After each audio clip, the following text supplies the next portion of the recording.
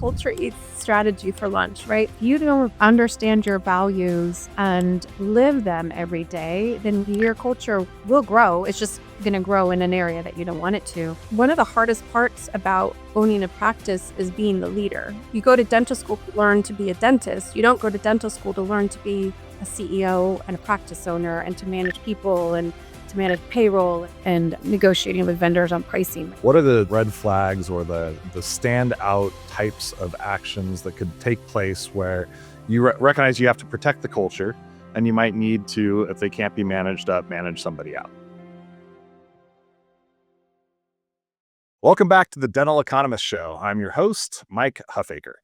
Before we dive into today's conversation, just a quick reminder, if you're enjoying the show, please be sure to like, subscribe, or for bonus points, leave a review. Your support helps us continue to bring valuable insights to dental professionals everywhere. Today, I am very, very excited to welcome Stephenie Goddard, the Chief Executive Officer of Glidewell Dental, a dental laboratory and technology company known for pioneering solutions like Glidewell IO, an AI-powered CAD/CAM system for dental restorations.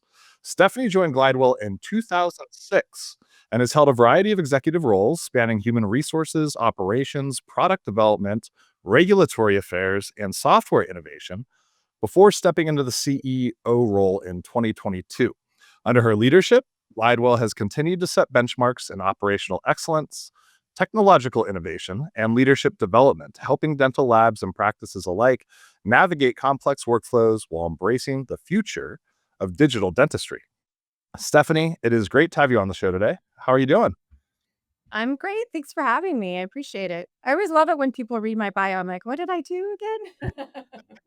It's a nice reminder. It's like, wow, I really did all of those things over these years. Yeah, exactly. So you do have a pretty fascinating story. I would love to hear a little bit about your career path that took you from World Bank to Glidewell and how you ended up in dental. Yeah, it's kind of a straight. I know people ask me all the time. They're like, how did you end up like, is your dad a dentist? Is somebody, and no, nobody was a dentist. I didn't, I went to my dentist every year for my cleaning, but other than that, that's all I knew. Yeah, so I was working for the World Bank in Washington, D.C. But I grew up, I was born and raised in California. I owned a house out here. And so at the time I had some illnesses in the family and young kids at the time.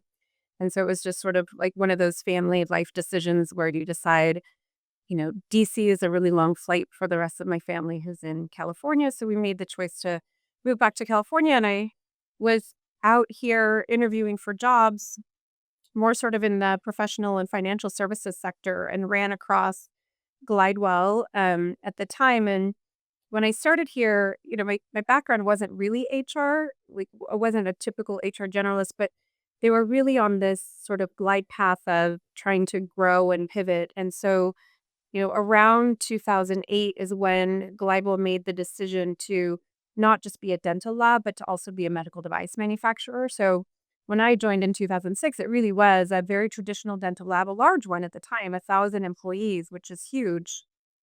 Um, but we knew that or they knew at the time that they wanted to pivot and go into that medical device direction, which is, materials, medical device, software, and hardware, which is kind of what led us into what you mentioned earlier, is the chairside system that we make today. So now we've become this larger organization that's not just a dental lab, but also has, our own R&D team, our own patent attorneys, our own materials scientists, our own engineers and software developers, and sort of really building technology in the dental space. Now, when you joined in 2006, did you have any inclination or aspiration that kind of led you to believe that just short, 14, 15 years later, you'd be the CEO of the organization? No. It's funny, like, people ask me all the time, like, "Oh, when you were a little girl, did you always dream of being a CEO?" And I'm like, "No, I wanted to be an English teacher." Like, I didn't, I hate that I don't have this amazing story to be able to say, I had this and then the light shone upon me and I got to here. I don't have that. I just, I came to Glidewell and I didn't sort of think about being CEO, nor was there ever any sort of concept, I think, that anyone would be CEO because I've been here almost 20 years and Jim Glidewell, the founder, has always been the CEO of the company. And so it wasn't until 4 years ago, 4.5 years ago, I guess, when he decided, um, at 75 at the time that maybe he should have somebody, run the day-to-day operations. We always had a COO, but not a C. He was always the CEO. So I never even sort of had the concept that that might happen. And, people have asked me like, what did you do to get there? And when I look back at it, it's really like if you look at my path in the organization, like you said, you're going sort of over my career path. Like I started off as VP of HR, and then I sort of moved into these other roles progressively larger and larger, VP of business operations, EVP of business operations, chief experience officer. So it wasn't like an overnight success. I just celebrated my 19th anniversary here at Glidewell. What sometimes feels like overnight wasn't overnight, right? It was a long journey to get there. But the reality is like because I didn't know anything about dentistry, I really had to learn everything about it along the way. And so my first part was, learning all about crown and bridge and dentures and like dental prosthetics and those things, right? And then you had to learn all of the material science and the engineering and the AI and all of the technology so that you can understand how can you capitalize on this new technology that's coming down the pipeline to improve your business operations. I was just sitting on a panel last week and talking about AI, and so many people are afraid of it. And I see it as this great way to grow because, when I started in this business, everyone was sort of sitting at a bench with a handpiece and like a Bunsen burner and, making product. And today I think you'll see like we have 1 million square feet. I think you'll see like maybe 10 Bunsen burners in our entire lab today because technology has changed the way that you make prosthetics. But at the same time, I think what we've shown is that you can use technology to its benefit, but you can still grow the organization because, you know, being at 1,000 employees back then, you would say, oh, we're afraid of CAD CAM or we're afraid of AI. But no, the reality is we've just created more space for people to do more work and more interesting work and grow their careers maybe in different ways.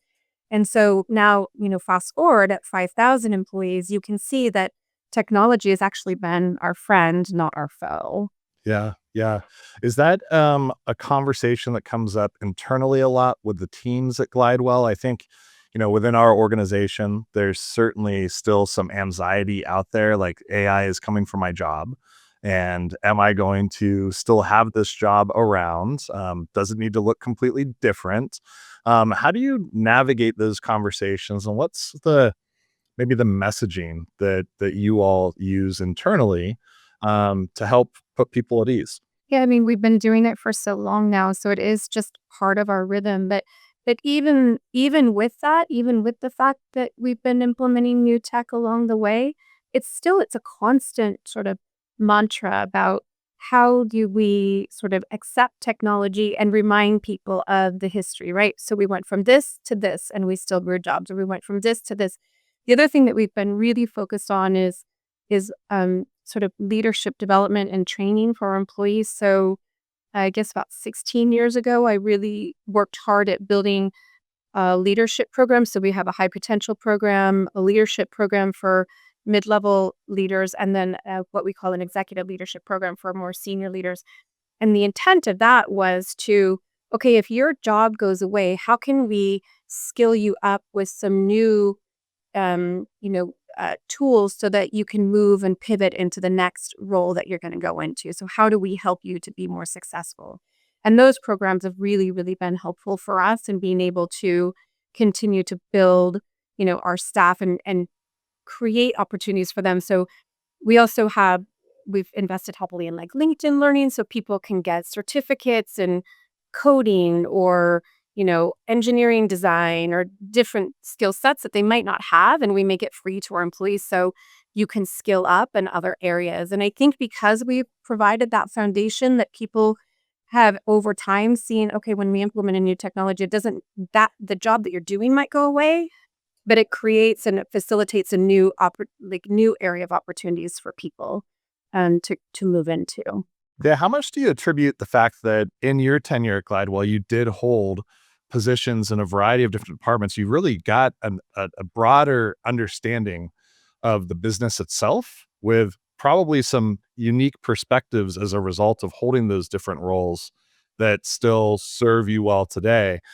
Is that something that when you look at your employee base, like you would encourage, like, hey, if you have curiosity or interest in some other department or within some other function, can we enable or empower you to be able to go and pursue that path and offer career pathing there? When I look at my own career, I remind people, career growth is not always about moving up. Sometimes it's about taking a lateral move. And in my career, I worked at Price Waterhouse first, and I was a consultant there. And consulting you can do really well if you're bringing in your own book of business. You can grow really quickly, and I did. And then the World Bank actually was my client, and so I was running my own division at Price Waterhouse. I had my own book of business. I was leading huge teams, and the World Bank came to me and said, "Hey, we want." I was working for them as a consultant. They said, "Hey, we want you to come work individually." And I gave up being, a leader and running multiple teams to become an individual contributor. And I remember people saying to me, like, "Why would you do that? Like, you're taking your career off path. Like, what are you doing?" And I was very conscious about it. I was like, "No, I have been a consultant for a long time. I want to go into a company and I want to see the damage that I've done. Like, I want to live it because consultants get to like fly in, tell you what to do. And then they're like, here's your playbook. Bye. I'll see you later." And then you have to you hire them again to come fix it after they did it wrong. And I was like, let me see if I like know what I'm doing and like test my theories, and I really wanted to do it, and more importantly I really believed in the mission of the World Bank and sort of alleviating poverty around the world. And I thought, let me go into an organization where I could feel really good about the work that I'm doing. And so I try to encourage people, so many people have this mindset of if I'm not moving up, then I'm stagnating or I'm falling behind. And I think, like you said the word curious, Mike, and I think curiosity, like some people say curiosity killed the cat, but I think curiosity is the thing that's going to take you really far in whatever industry you're in, right? Because if you ask questions and you get to know other parts of the business, it what it's what makes you a better leader. Like until you can get out of your own silo and understand how the puzzle pieces fit together for the whole organization, you can't really lead even your own organization that effectively. Yeah. So speaking of leading your own organization, you have a large one. You're sitting at the helm.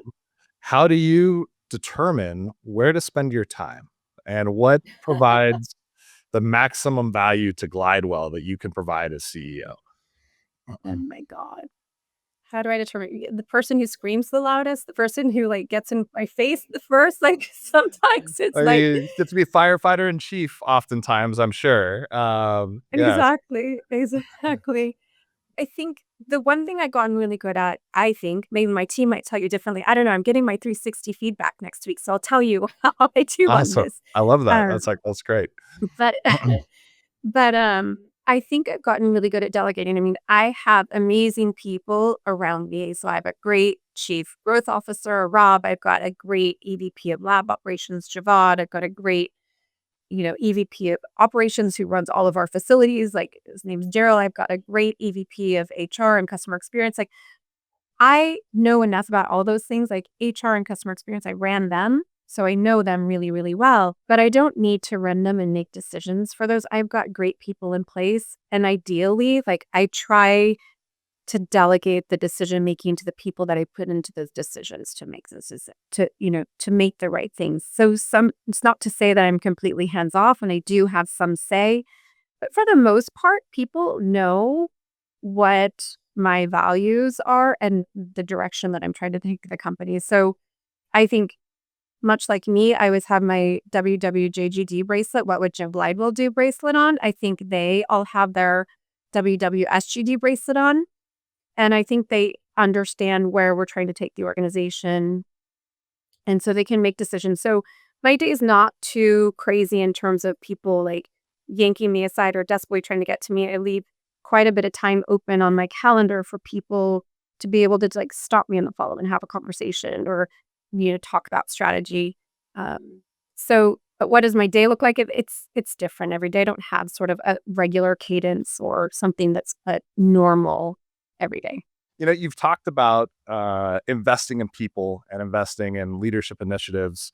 What are your thoughts on culture? Like, how do you define culture within your organization? What is the importance of it, and how does it show up at Glidewell? I love that you asked me that because I actually just wrote an article on it and I'm going to post it next week on LinkedIn. But Oh, perfect. We'll keep an eye yeah, out. they say, yeah, they say culture eats strategy for lunch, right? So I think culture is the heart and soul of your business. And, people often walk into Glidewell and say, like, oh my God, you have the most amazing culture. What did you do to get it?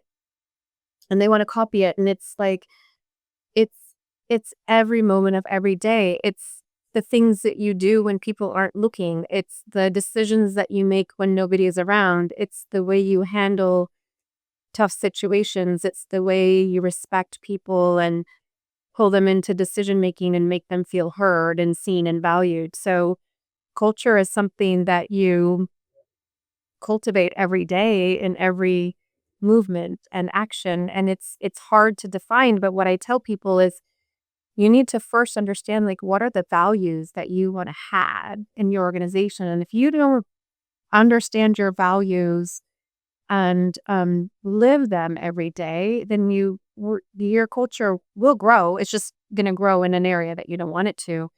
But people I think that, oh, I can put value statements on our walls or on our mugs or on on our badge, and everyone's going to get it. But that's not what creates culture. Like I said, it's the way that you live it every day. And if you say we're humble, but you act without humility all the time, then you know, then then the reality is you're not humble, and you'll create the antithesis of what you're looking to do. Is humble one of the core values for Glidewell? So we try to act with humility, right? So it's like, and humility takes its place in multiple ways, but it's having respect for others, right? It's listening to what other people have to say. It's really hearing what they're going through and asking people, right? Like, hey, what's happening in your life? Like, you've shown up late for work every day for the last 30 days. This isn't like you. What's happening? Like, what's going on in your life? Sometimes nothing's happening. They're just like, "Meh," and lazy, right? And they just need somebody to call them on it. Other times, like, there's truly something going on, and you're like, "I'm so sorry to hear that. How can I help you?" And I think humility is also around not admitting that you don't have all the answers. People think, "Oh, you're the CEO, you must have all the answers." I feel like sometimes I wanna say, like, I have 0 answers. Like, I have opinions, and sometimes my opinions can be really strong. Um, but, I love, like, coming up with the answer with other really smart people because I do have strong opinions and I can be very opinionated, but I love it when somebody can change my mind. Are there any non-negotiables, like things that you see from a culture perspective that somebody might exhibit where you say this person is not right for our organization?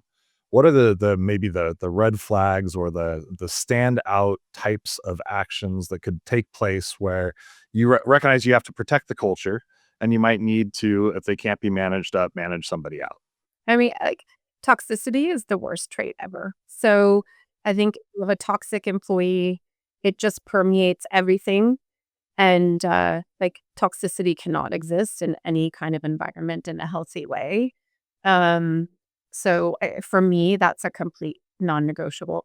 Non-communication or people who just are not good team players, like, and I understand, like, there's a difference between, like, um, being a great individual contributor and being a great team player. So some people are great at individual contribution, but you still have to have the ability to communicate and know how to not be like a lone wolf and everything, right? So it's fine to go away and do your job and sort of focus. But then people have to, for me, it's important that people are able to communicate with others across the aisle or across departments and build trust and build, strong communication lines. So I would say like toxicity and the inability to be a good team member are the two things for me that are non-negotiables. Yeah, you made the comment earlier about the perception that people have in the workforce that they need to continue to take the next role or become go into management or pursue this path, or they need a higher title now. And it really, I feel like, accelerated probably over the past like 7 years. There was a lot of title inflation that happened across many, many industries very, very quickly. And the economy was kind of exploding. There was no interest rates. There wasn't the same business pressures that exist today that existed back then. Hiring was happening at a much faster pace. And it has embedded in many folks a feeling of stagnation if they don't achieve those next steps or next levels, which from a leadership perspective creates the challenge where you're looking at your team and going, I have these good people that maybe are lacking some self awareness, thinking that they should be somewhere where they're not that they couldn't get there in the future, but they're not there today. How do you all navigate that as a leadership team and as an organization, to retain talent, keep optionality with career pathing there, but also set proper expectations on what good looks like and how you can continue to improve where you are today? It's hard. I mean, you're right about 7 years ago is kind of when we really started to see this sort of like inflation and titles and stuff. And it's like, I would, I hate to sort of blame it on Gen Z or millennials because there's so much like people like crap on them all the time, like, oh, millennials are horrible or Gen Z is horrible. And like, I'm Gen X. And like, obviously, I think my generation's the best one, but we all have our faults and foibles. And the reality is like, Gen X created the millennials and the Gen Z. So we kind of like got what we asked for, I guess. It's something I struggle with all the time because, I'm the generation where you work hard and you show you can do it. And then, I will promote you to the next level. So the way that I handle it with most people is prove to me that you can do more and then the promotions will come, right?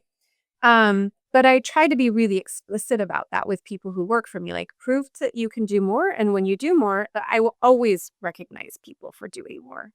I also try to do things like I'll send somebody to worth isn't always, like I said, about a new job title. Sometimes people just want to be recognized in different ways. Like, hey, I'm going to send you to this great class outside. You go to New Orleans for a week.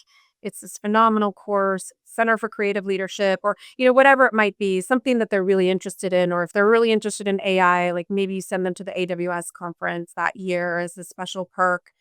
So I think there are ways to recognize people, but I think what happens is nobody wants to have tough conversations, so they don't want to deal with it. So and a lot of times like your HR systems don't allow you to give all those promotions. So like you're like, well, I'm stuck and like I can't do anything, so I'm just not going to talk to them about it.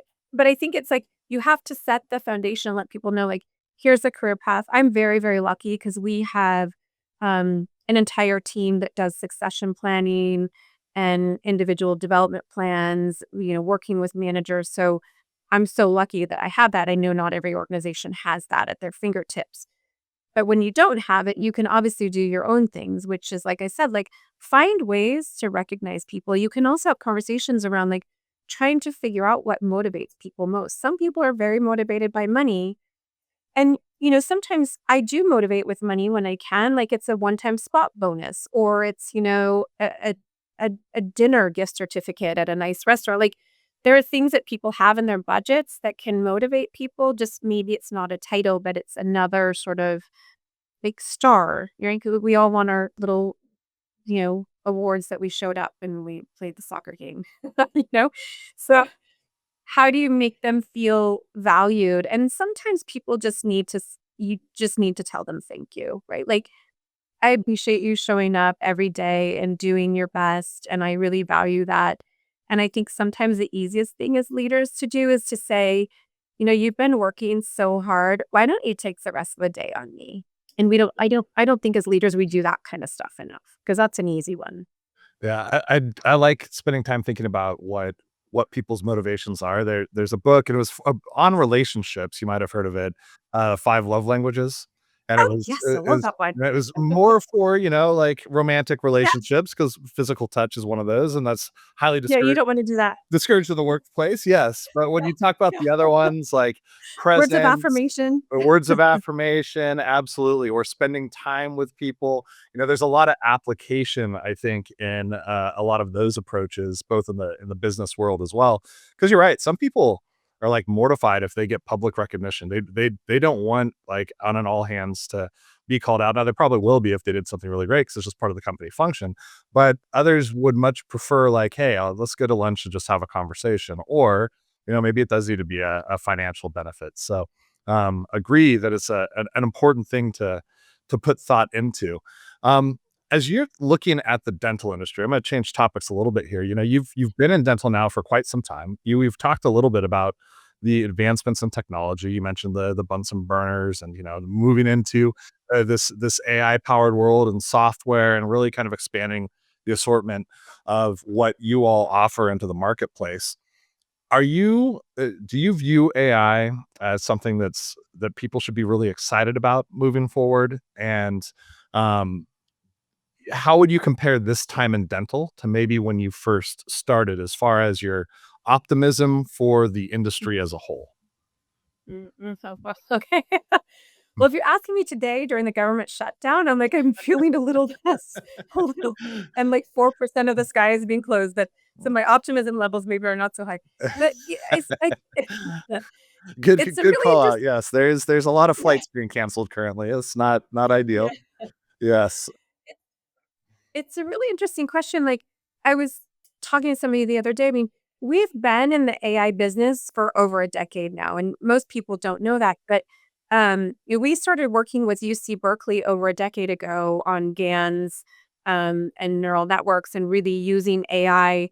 And back in the day, we were using 3Shape. And then what we did is we took that and we said, no, let's create our own software. And all of our software is really it's always been cloud-based, it's always been AI-based, it's never been based off of, sort of standard libraries. We took the approach of like, "Hey, we've got all these, impressions coming into our lab, which we can scan, and now we have all these crowns that we've designed." So we have like 30 million crowns in our algorithm that we can use, and we truly use AI to generate what the crown should look like. And in fact, I remember Berkeley published a paper with us on the very first time that AI was used to produce a physical thing was us, Glidewell, and it was a crown. So it was the first sort of, yeah, like real output of AI. Like most AI is used to generate, imagery or those kinds of things. And ours was like an actual first physical product that AI generated. Um, and so we've taken that and we've just continued to lead that path. And what it does for people are like, what is it like? Why should anyone care? And the reason you should care is because what AI is doing for us is it's increasing the likelihood of your product being perfect and fitting the right time, right? So it's increasing the level of predictability. So when you think about all of these different things coming together, whether it's like an overjet and overlaying on top of um, your x-rays, and then you're using your scanner to scan, and then you're sending that to your lab, and the lab is using AI to generate. And then on top of that, the milling technology that we've now developed too. So all automated milling of the crown. So now you've got AI designing, you've got our mills automating that, and the level of precision that you can get to with that technology just increases the predictability on the back end for the dentist, so they can rely on the fact that, okay, I'm confident that when I send my product to Glidewell, that crown's going to drop in because I know that they're using this technology.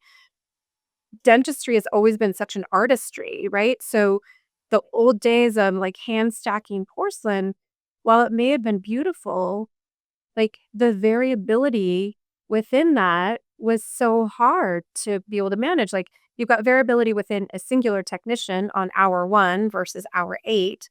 And then you've got variability across technicians in terms of maybe their level of skill or their level of artistry that they can put into it. Whereas like technology today and AI in particular really takes out some of that variability that happens in the process. When you think about growth for Glidewell, you're already a company that runs at scale. You have a large market share, very, very well known in the industry. Um, Companies are intended and kind of built to always continue growing, right? And the larger you get, the harder that can sometimes become.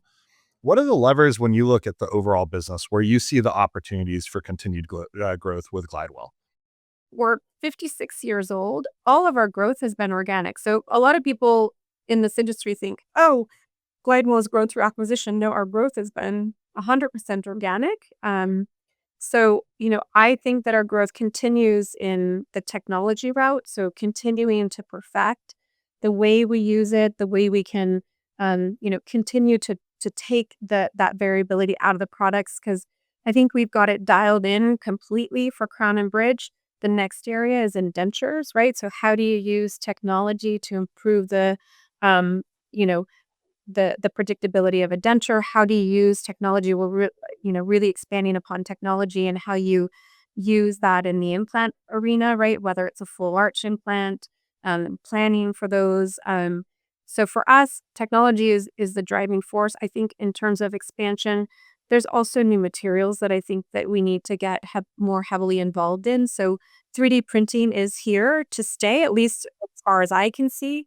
And I think what you're going to see is better materials, longer lasting materials, like bulk filled materials that will sort of also improve the doctor and patient experience and the longevity of the product. Resins today, the longevity is not as sort of, I would call shelf stable, right? As like your sort of like traditional acrylic dentures and those kinds of things. So how can you remove the growth of biofilms on a 3D printed denture? How can you make it longer lasting? How can you decrease the staining that may happen?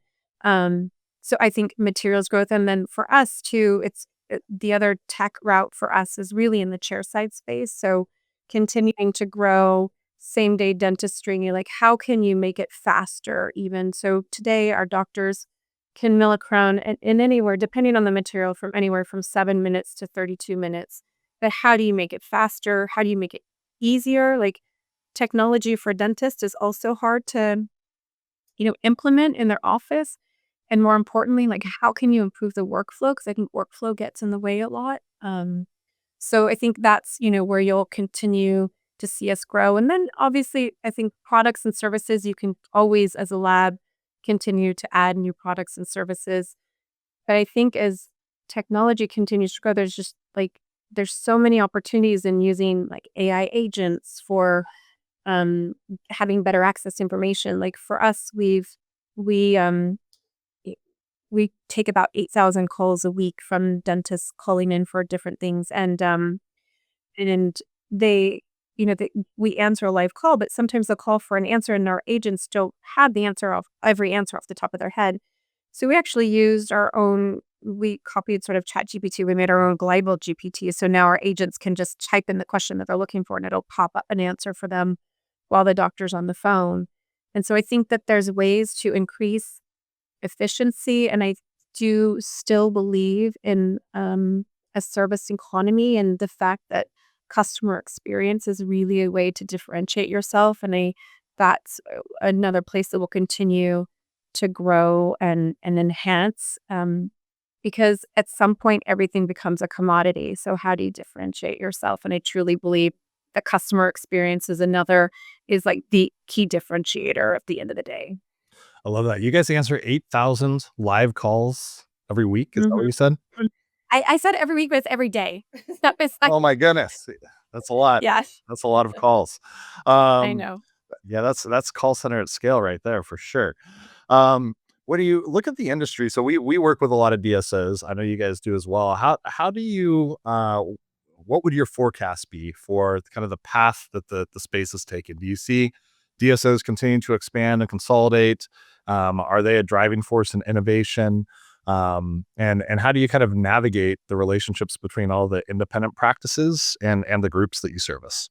In the dental space in general, there's been so much consolidation that's happened, right, over the years. I think when I got into the space, I believe there were 15,000 labs at the time. I think we're down to like 4,500, 5,000 labs. So, right, you've seen that massive consolidation. When I got into the space, it was 165,000 independent dental offices. Like DSOs really weren't a thing 20 years ago.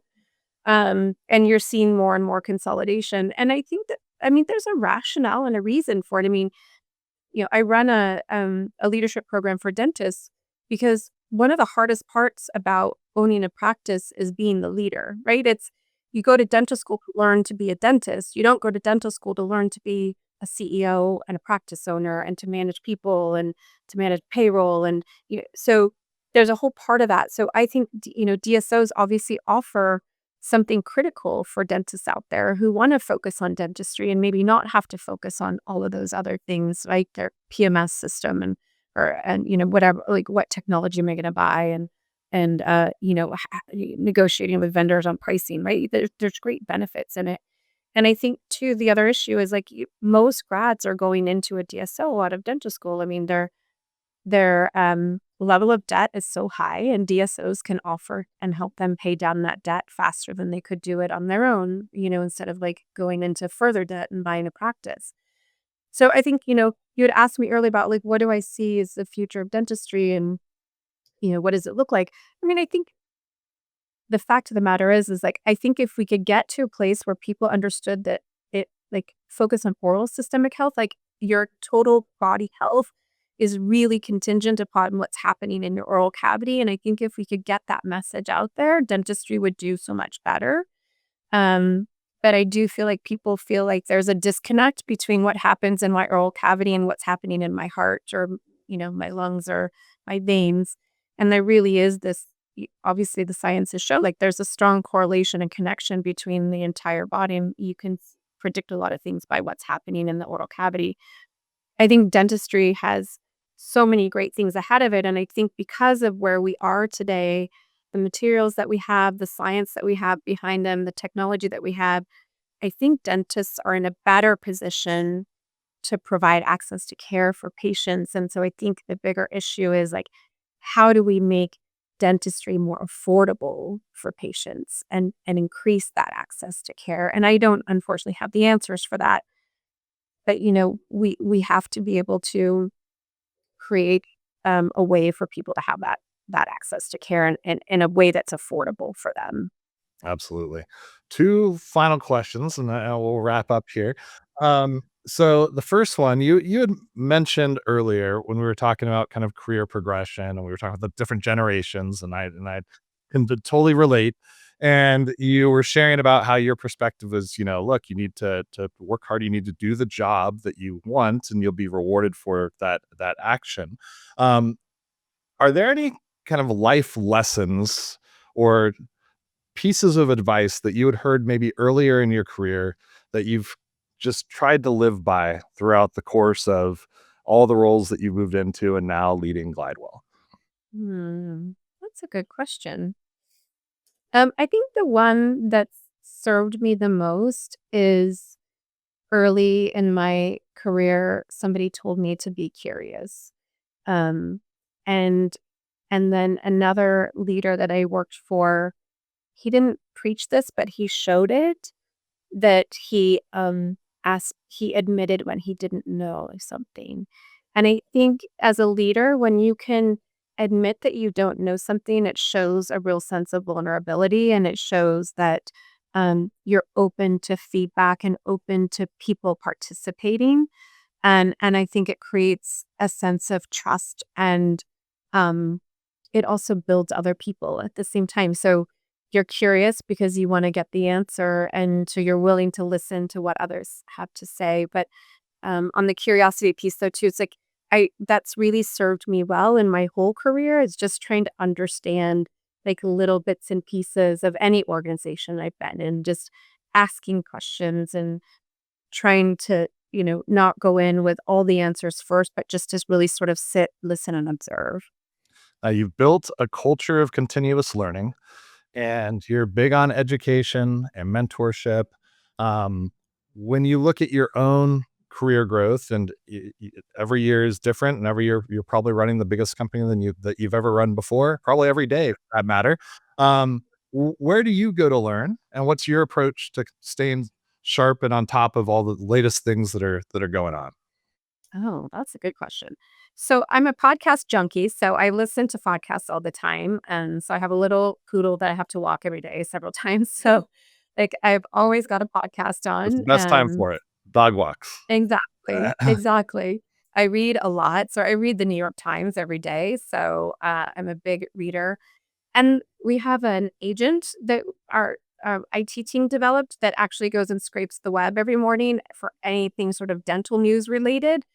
And I sort of start my morning reading that because it just sort of gives me a dump of everything that's happening in the industry. So it'll like show me all the patents that were released, all the press releases that came out, all the new technology. And so it kind of keeps me up to date on like, oh, what's happening in the industry. And then the other way that I do is just like every time I meet somebody, or even when I'm working like with my engineers, just listening to them talk about new technology that they've seen or heard about, or that they're excited about. I love to, like, meet new people or talk to people about, like, what excites them. Awesome. Stephenie, thank you so much for joining. Really appreciated the conversation. Thanks for having me. I appreciate it. It was fun. The Dental Economist Show is brought to you by Planet DDS. To find out more about how cloud-based dental software by Planet DDS helps unleash dentists and their staff to focus on patient care, visit www.planetdds.com. Stay tuned for upcoming episodes by following wherever you listen to podcasts. Thanks for listening.